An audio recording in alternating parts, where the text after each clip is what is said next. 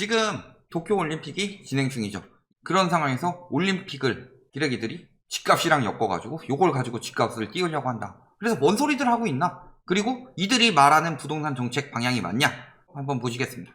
투기 방지 대책을 수립할 때도 투기를 한 번도 해보지 않은 분들이 결정하면 계속 편법이 나오게 되지 않을까요? 물론 편법은 나올 수밖에 없습니다. 법과 범죄자는 아킬레스와 거북이에요. 아킬레스가 여기 있고 거북이가 여기 있죠. 아킬레스가 초속 10m다. 거북이는 초속 1m다. 이렇게 했을 때 아킬레스는 거북이를 절대 잡을 수가 없다. 한 100m 떨어져 있으면. 아킬레스가 100m 가는 동안에 거북이는 10m를 가니까.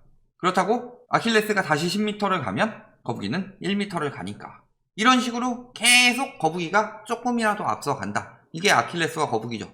물론 그 거리는 0으로 수렴하기 때문에 잡는 게 맞습니다. 수학적으로 따져보면. 그렇지만 100가지 편법이 있던 게 막아놓으면 10가지 편법이 나오는 거죠. 그럼 또 10가지 편법 막아놓으면 1가지 편법이 나오는 거고 줄어들 수밖에 없어요. 왜? 편법 나오는 걸 보고 막으면 되니까. 그렇다고 둬요? 그럼 법은 왜 있어요? 사기꾼들의 방법이 날이 갈수록 더 치밀해지니까 잡지 말자. 사기치게 두자. 이 얘기랑 뭐가 다르냐. 그리고 하루 전에 통보했다고 해도 무조건 발탁했어야 한다고 봅니다. 부동산 전문가가 축구 전문가까지 되셨죠? 그게 돼요? 잘된 사례, 양궁을 봐라. 치밀하게 준비했다. 어떤 준비를 하라고 그러니까. 그냥 까는 거예요. 어떤 준비를 했어야 된다. 어떤 부분이 부족했다. 예를 들어서 뭐 얘기할 수 있는 부분은 있죠. 임대사업자 그거 치밀하지 못했죠. 전세자금 대출 이런 거 치밀하지 못했죠. 양도세 강화, 취득세 강화, 보유세 강화 다 효과 봤어요. 근데 막 열심히 뛰고 있는 올림픽 대표팀을 가지고 어딜 부동산 투기에다 갖다 붙이려고 집값 올리려고 저런 거 갖다 쓰는 기레기들이 이것뿐이에요. 그 전부터 계속 있었죠. 실버 마운틴, 어묵 이런 사람들 계속 띄워주면서 저희에 대해서 뭐라고 그랬어요. 음모론만 펼치고 있고 인구 감소만 이야기하고 있다. 이런 사람들은 글 하나 올리면 하나하나 분석해가지고 무조건 옹호 써주면서 왜 그렇게 하느냐. 오히려 저들이 말하는 거 집값이 올리는 정책이니까. 예시 하나 들어볼까요? 노 지지자였대요. 이 사람이 내가 노 지지자였어요 말하면 노 지지자죠. 하는 행태 보세요. 정치적으로 길이 딱 나오고 있는데 옛날부터 세금 감면 좀 이따 자세히 봅시다. 세금 감면은 이 사람만 이야기하는 게 아니니까. 근데 맨날 띄워주고서 저게 민심이냐 이야기하고 있죠. 다른 전문가들 이야기 볼까요? 이번에 70%가 집값 하락을 얘기했고 95%가 고평가라고 이야기를 했죠. 보면 나와요. 고평가되었다. 소폭 20%, 상당히 37%, 매우 36%. 그래서 고평가되었다는 의견이 94.6%다. 자, 전문가 100명 중에서 74명이 응답했죠. 그렇다면 95%면 여기 한 명, 3명 정도 되겠네. 73명 중에 70명이 고평가됐다고 한 거예요. 그렇죠? 그 다음에 조정 시기 1, 2년 이내를 가장 많이 보고 있죠. 맨날 전문가라는 사람들 뭐라 그래요? 23년부터 떨어진다. 심지어는 25년부터 떨어진다. 그때까지는 계속 오른다. 하염없이 오른다. 그 다음에 대부분이 하락을 예측하고 있죠.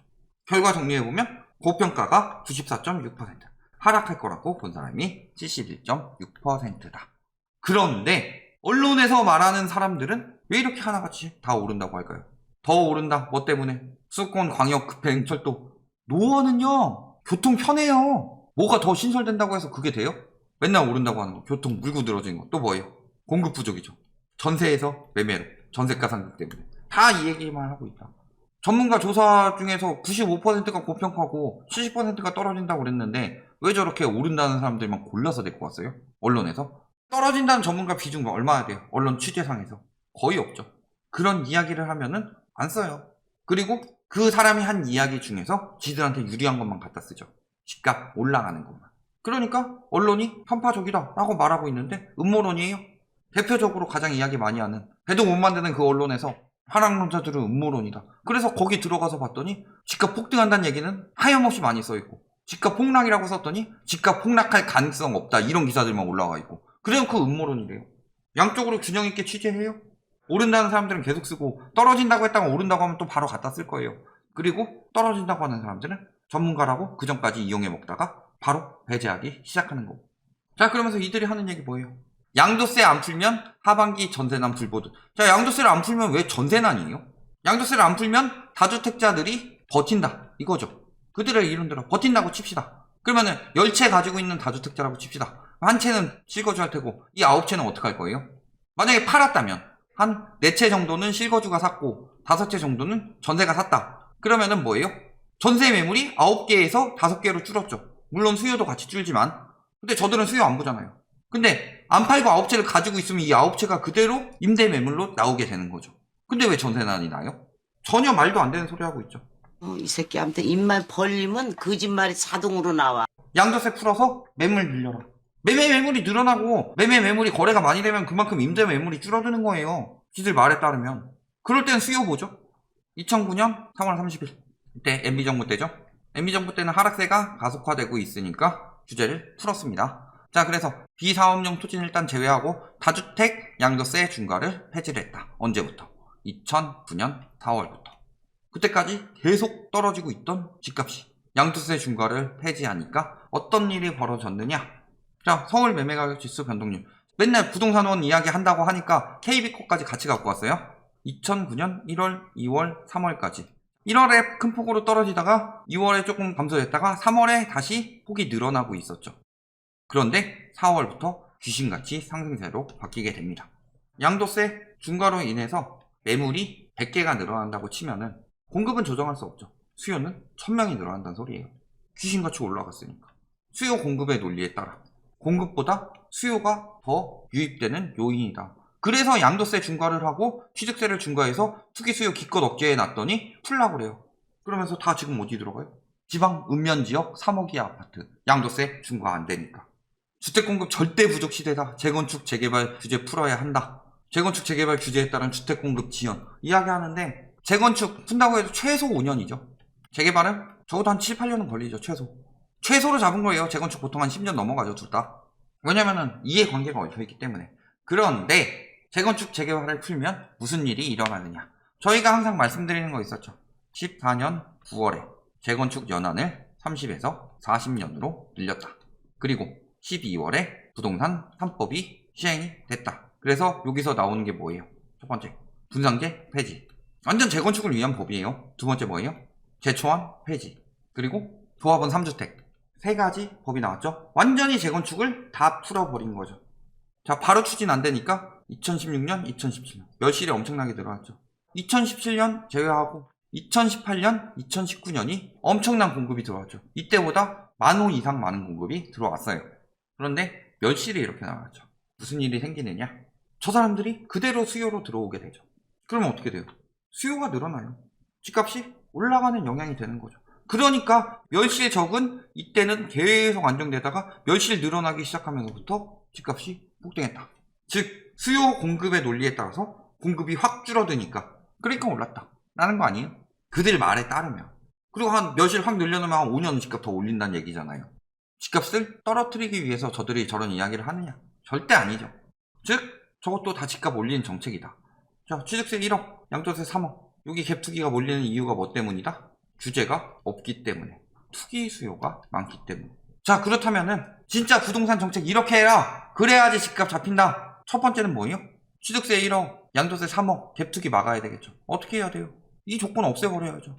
모든 주택에 동일하게 취득세, 양도세 적용하자. 그러면 어떤 사람들이 힘들어져요? 원룸이나 노후 대비로 월세 받는 사람들. 이런 사람들에게 오히려 보유세를 감면해주고 노후 대비 이런 사람들 피해 안 입게 하려면 예를 들어서 30제곱미터 이하, 가격 얼마 이하 뭐 이런 식으로 해서 차라리 보유세를 좀 감면해주고 거래세를 강화해야 된다. 오히려 잡으려면. 뭐 보유세 감면은 집값을 떨어뜨린 얘기는 아니에요. 이런 분들 좀 얘기해서 하는 거지. 투기 막으려면 어떻게 해야 돼요? 가격이 1억이든 3억이든 읍면지역이든 상관없이 양도세 강화해야 된다. 다주택 양도세 중과가 들어가야 되고 취득세 중과가 들어가야 된다. 그래야지 투기가 사라지죠. 또 하나 필요한 정책 뭐예요? 전세대출. 전세값이 언제부터 올랐다? MB정부 때부터. 왜? 2008년 최대 1억 원으로 출발해서 9월에 2억 원으로 확대. 이번에 전세대출 확대하면서 본격적으로 발생했고 요거를 억제 안 하고 금리가 뚝 떨어져 버려요. 금리가 뚝 떨어져 버리면 어떻게 돼요? 예를 들어서 월세 30 살던 사람이 전셋집을 알아보는데 이자가 20만 원 나온다고 합시다. 이래도 안 들어갈 수도 있어요. 왜? 잘못해가지고 깡통 전세 돼버리면 어떻게 돼요? 20만 원이 아니라 원금을 본인이 갚아야 될 수도 있으니까. 그런데 월세 30만 원 내던 사람이 금리가 떨어져서 전세 자금 대출 이자를 뭐 10만 원 혹은 5만 원만 내도 된다. 그렇다면 얘기가 달라지죠. 그러니까 전세 가격이 폭등을 한 것이다. 그렇다면 막는 가장 좋은 방법은 전세 자금 대출. 혹은 저희가 뭐 여러 번 말씀드렸듯 뭐 공시가격 대비로 상한선을 두든가 혹은 지금 추진하고 있듯이 신규 주택에 대해서도 상한선. 근데 요거는 조금 형평성 문제가 있죠. 갱신한 사람, 갱신하지 않은 사람. 이중 가격이 계속 이어지면은 오히려 원망의 대상이 될 수 있으니까 이런 거보다는 이런 거나 전세자금 대출 억제. 한 2억까지는 그대로 80% 나가야 돼. 뭐 3억부터는 70%, 뭐 4억 60%, 5억 50% 이런 식으로 돈 많은 사람들만 고가 전세 살아라. 그런 식으로 하게 되면은 많이 억제가 될 것이다. 라는 거죠. 결론. 양도세 완화, 민간 정비 사업 완화. 이거 다 수요 증가해서 집값 올리는 정책들이다. 진짜 필요한 것은 뭐다? 미진한 부분 보완이다. 지금 거래량 보면 다 나와요. 그렇다면 1억, 3억 미만 이런데 규제 강화시켜야 되겠죠. 또 전세 1주택 갭 투기 위장 이혼해서 전세자금 대출로 집 사고 이런 것들 막기 위해서는 전세자금 대출에 대해서도 가장 쉬운 방법은 DSR 적용해라. 뗄 수 있죠. 왜? 깡통 전세가 늘어나기 시작하면 어쩔 수 없는 건데. 그러니까 전세자금 대출 규제를 해라. 그러면은 집값 잡히는데 더 가속화 될 것이다. 여기까지 말씀드리겠습니다.